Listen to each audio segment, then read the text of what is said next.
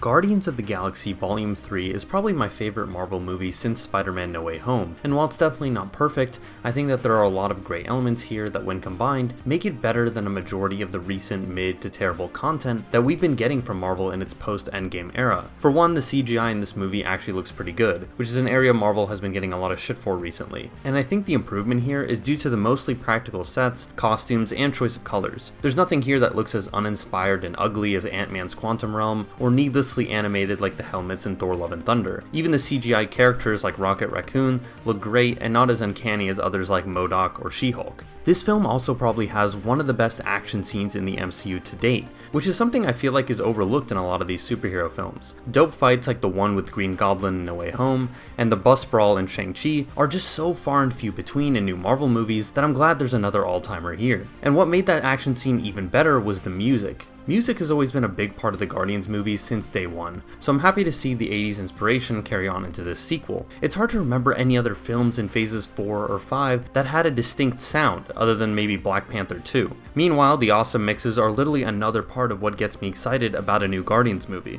And if all these smaller aspects weren't enough, Guardians 3 has a great story that luckily feels focused and uninterested in connecting to the overarching Avengers plot. This movie puts a big emphasis on the backstory of Rocket Raccoon, and I applaud James Gunn for making those flashbacks feel emotionally impactful and in some cases pushing the boundaries with violence and horror, something Marvel movies usually don't do. But that's not to say there weren't some issues. The movie in general feels a bit bloated as it's also trying to wrap up the stories of almost every other Guardians member, including Peter Quill, who's usually the protagonist of these films. Adam Warlock is a big character that felt the most out of place here. He was teased in the post-credit scene of the last movie like he was going to be more integral, but he ends up feeling like a comedic side villain similar to MODOK. Luckily, it's not super overwhelming as they don't try to give him his own backdoor solo movie like what they did with Ironheart or Kang. But still, from what I know about this character, it seemed like he deserved a more impactful introduction to the MCU. Regarding the main villain, the High Evolutionary, I'm a bit mixed. I loved his scenes in the flashbacks.